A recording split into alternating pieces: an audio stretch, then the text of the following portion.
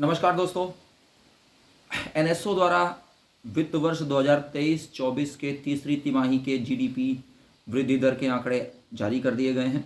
29 फरवरी 2024 को जारी आंकड़ों के अनुसार वित्त वर्ष 2023-24 के तीसरी तिमाही में भारत की आर्थिक विकास दर या जीडीपी वृद्धि दर 8.4% रही है। इस जीडीपी वृद्धि दर के ज़्यादा होने का यह संकेत देता है कि भारतीय अर्थव्यवस्था इस समय बहुत ही बेहतर कंडीशन में है और इन जीडीपी वृद्धि दर के आंकड़ों के आधार पर हम यह कह सकते हैं कि भारतीय अर्थव्यवस्था की तस्वीर आने वाले समय में काफ़ी बेहतर होगी।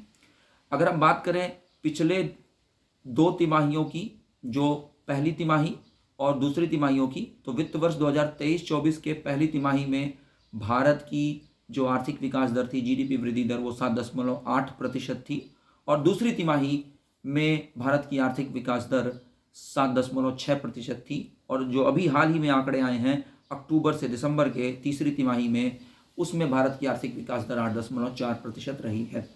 इस तीसरी तिमाही के वृद्धि में तीन प्रमुख क्षेत्रों का बड़ा योगदान रहा है। एक है मैन्युफैक्चरिंग क्षेत्र, दूसरा है कंस्ट्रक्शन क्षेत्र और तीसरा है आपका माइनिंग क्षेत्र या खनन क्षेत्र।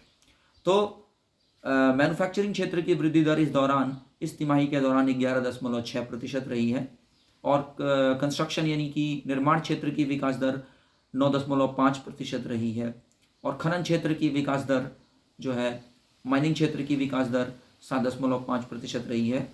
और ये तीनों ही क्षेत्र रोजगार क्रिएशन के बड़े क्षेत्र माने जाते हैं और चूंकि जीडीपी वृद्धि दर में इन तीनों क्षेत्रों का बड़ा योगदान है, इसके आधार पर यह कहा जा सकता है कि भारत में रोजगार सृजन इन क्षेत्रों के माध्यम से हो रहा है।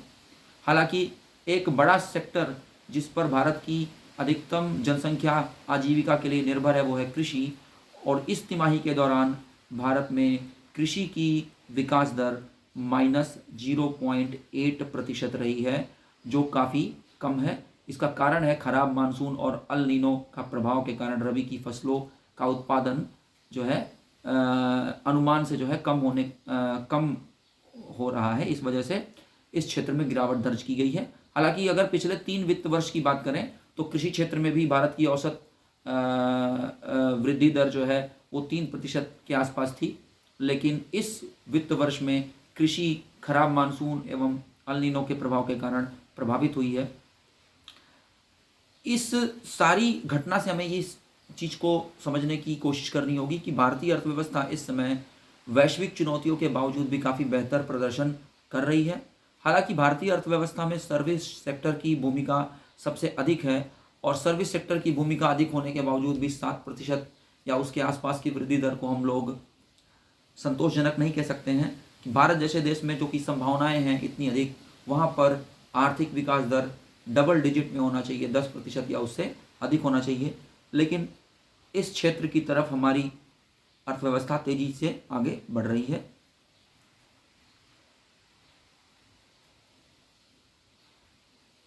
अगर हम बात करें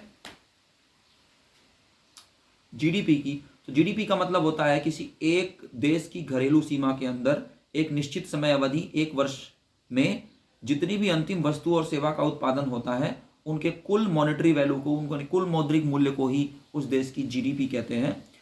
सामान्य शब्दों में हम कह सकते हैं कि किसी देश की अगर जीडीपी बहुत ज़्यादा बढ़ रही है, इसका मतलब है कि उस देश में वस्तुओं और सेवाओं का उत्पादन अधिक हो रहा है और उसके जरिए देश की जीडीपी बढ़ रही है और इसके कारण रोजगार सृजन और अन्य चीज़ें भी बढ़ रही हैं, जैसे प्रति व्यक्ति आय बढ़ रही है, गरीबी कम हो रही है, ये सारी चीज़ें होती हैं। जीडीपी का बढ़ना किसी देश के लिए एक बेहतर संकेतक माना जाता है।